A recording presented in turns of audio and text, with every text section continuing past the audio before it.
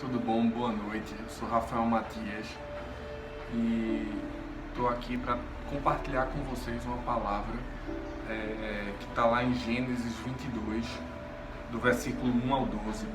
Eu vou lendo por aqui, mas quem quiser abrir a Bíblia e ir acompanhando a leitura é bem-vindo, e aí depois a gente vai conversar um pouquinho, compartilhar alguma coisa, alguma ideia sobre esse texto, certo? O texto lá de Gênesis 22, 1 ao 12 diz o seguinte: Sucedeu depois dessas coisas que Deus provou a Abraão, dizendo-lhe: Abraão, e este respondeu-lhe: Eis-me aqui.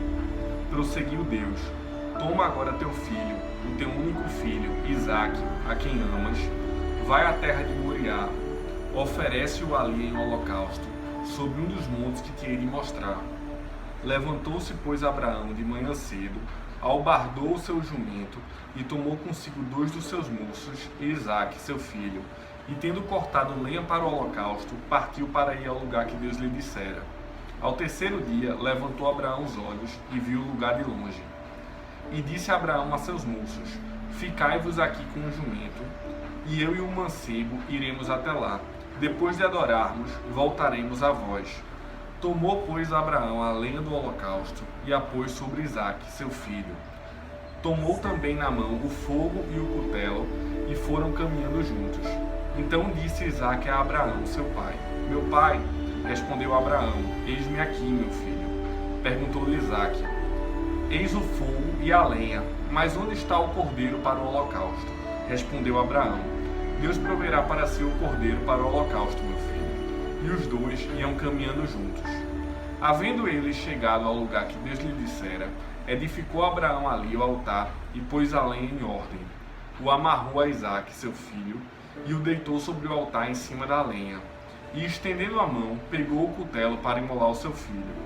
Mas o anjo do Senhor lhe bradou desde o céu e disse: Abraão, Abraão.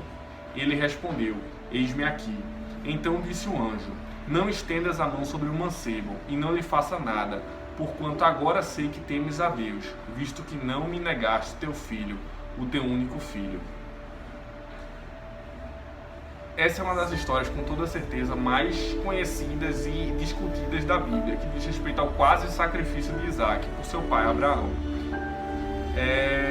Não é preciso muito esforço se a gente entrar na internet, aí, procurar no YouTube, em outras ferramentas, no Facebook e até no Instagram, para encontrar vários textos e até livros inteiros que existem que falam sobre esse único episódio que está lá em Gênesis 22. A história, em síntese, fala de Abraão, que foi chamado pelo próprio Deus para sacrificar seu filho, o filho da promessa que o próprio Deus havia lhe dado de forma miraculosa. Em obediência ao que Deus havia falado, Abraão, Isaque e um punhado de servos viajaram 3 dias até onde ficava localizado o Monte Moriá. Lá chegando, Abraão se despede dos servos que o acompanhavam e sobe ao monte, levando consigo apenas seu filho. Abraão então prepara o altar do sacrifício e dá continuidade ao procedimento, até que uma voz divina vem e impede ele de realizar esse sacrifício, o sacrifício de Isaque. No final da história, o sacrifício acaba sendo sim realizado, mas acaba sendo realizado com um cordeiro que estava preso num arbusto ali próximo, pelos chifres. E esse cordeiro toma o lugar de Isaque e o sacrifício é realizado com esse cordeiro. Depois do episódio, a gente tem basicamente uma reafirmação. Deus ele fala com Abraão e aí ele faz uma reafirmação, repete todas aquelas promessas que ele havia feito para Abraão ao longo da vida e ao longo dessa caminhada. E aí a pergunta que eu quero compartilhar com vocês, que eu me fiz e quero hoje fazer para cada um de vocês, é o seguinte: onde vocês enxergam que está o ponto central dessa história? Logicamente a história toda importa, a história toda está lá na Bíblia e Deus tem coisas para falar com a gente com a história toda. Mas aí a pergunta seria o seguinte: qual é o ponto central dessa história? Refletindo sobre isso, eu vi que a maioria das pessoas, elas basicamente apontam 2 aspectos dessa história como ponto central. O primeiro grupo vai dizer o seguinte: o ponto central dessa história está na obediência de Abraão. Na obediência de Abraão, que mesmo depois de muitos anos, já estando bem mais velho, ele permanecia tão forte essa obediência como era lá no começo da história de Abraão, em Gênesis 12. e ele estava disposto a obedecer, indo aonde quer que Deus mandasse, fazendo qualquer coisa que Deus mandasse e abrindo mão, inclusive, das coisas mais preciosas que ele tinha. Muita gente vai dizer que o enfoque dessa história está justamente nessa fator obediência.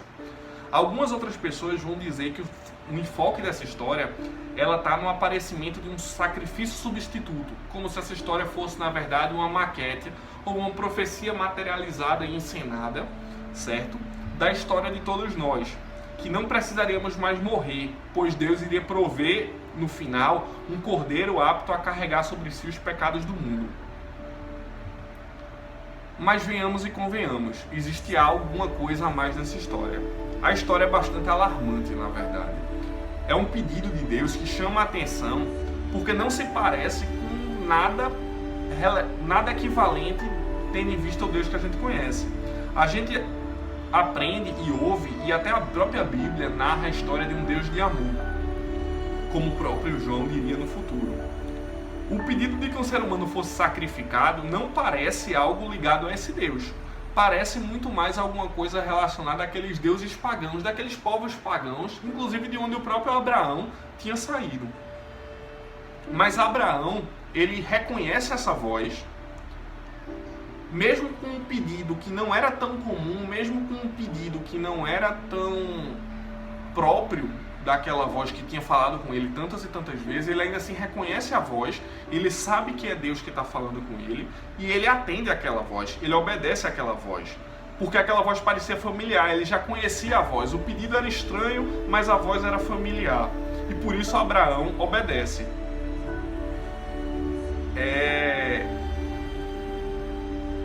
Não tem no texto também qualquer indicação de que Abraão tenha questionado a ordem em algum momento, ou que ele tenha resistido à ordem. E o fim do capítulo 22 parece ser o ápice de toda a história. Abraão obedece, Deus fala, sua voz é ouvida, um cordeiro substituto aparece e toma o lugar de Isaac no altar, então a aliança de Deus com Abraão é reforçada mais uma vez. Sim, certamente o começo da história que fala sobre a obediência de Abraão é muito importante. E não há qualquer dúvida de que o final da história sim é muito importante, a história do cordeiro substituto que vem, assume o lugar de Isaac e é sacrificado ali no lugar de Isaac, redimindo Abraão naquele contexto por seus pecados. Mas a gente muitas vezes é tentado a olhar para uma história simplesmente como existe um grande começo e existe um grande final. E muitas vezes a gente esquece que, via de regra, as grandes histórias, onde existe um grande começo e existe um grande final, certamente existe um meio. O meio não é simplesmente uma ponte entre o começo e o final, mas o meio faz parte da história e agrega valor à história. E eu acredito que nesse caso específico dessa história, efetivamente o meio é bem relevante. Abraão, em dado momento, Isaac pergunta para ele onde estaria o cordeiro, e Abraão apenas responde que Deus iria prover para si o sacrifício. Em resumo, Abraão não responde nada para Isaac. Abraão não explica nada para Isaac. Ele não apresenta nenhum fato concreto e não aponta para nenhum caminho de certeza, além do fato de que sua fé em Deus permanecia em níveis tão extravagantes quanto estavam lá previstos no começo da história dele. Abraão, ele não oferece nenhuma explicação e não apresenta nenhum fato concreto nem nenhum caminho, porque ele certamente não sabia. Se ele soubesse de algum fato concreto ou tivesse algo sobre o futuro para dizer, ele teria dito para o seu filho. Mas ele efetivamente não fala nada porque ele efetivamente não sabia. Mas apesar disso, ele confiava de que se Deus pedir um sacrifício, Deus iria prover o cordeiro do sacrifício. E o mistério da religião, ele está aqui. Nós não temos nada diante de nós ou em nossas mãos, além da confiança e certeza de que Deus irá agir. Nesses tempos de crise e diante de tudo que nós estamos vivendo, essa certeza é fundamental. A gente não sabe como vai ser o futuro, a gente não sabe como a gente vai se encontrar nesse futuro. A gente não sabe as dimensões exatas dessa pandemia global que tem acontecido. Mas a gente tem que ter a confiança e a certeza de que Deus irá agir. E mesmo quando todas as circunstâncias e todo o contexto parecerem o contrário, a nossa fé tem que ser extravagante como foi a fé de Abraão, o suficiente para ter a confiança e a certeza de que Deus irá agir, de que Deus irá prover um desfecho para essa história. E mais do que ter a certeza de que Deus irá prover um desfecho, uma conclusão para essa história, para a nossa própria história, nós temos que ter a confiança e a certeza de que nosso Deus de amor vai prover um bom desfecho para essa história.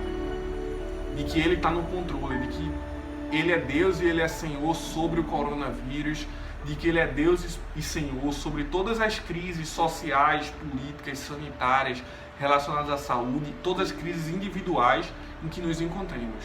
Ele continua sendo Deus, Ele continua sendo Senhor, Ele continua tendo controle e Ele vai agir. E essa é a nossa fé, esse é o nosso pedido, essa é a nossa certeza, essa é a nossa confiança nesse momento. Que possamos em todos os meios, em todas as circunstâncias, ter uma fé extravagante como a que teve Abraão, no momento em que mais marcou a sua vida e que coroou a sua caminhada como pai da fé. Que nesse momento, que certamente é um momento marcante na nossa vida, esse momento de crise, esse momento de dificuldade que a gente vive, efetivamente a característica que marque cada um de nós nesse momento seja efetivamente a extravagância da nossa fé. A extravagância da nossa certeza e da nossa confiança de que Deus vai agir. Que Deus nos abençoe. Fiquem na paz. Amém.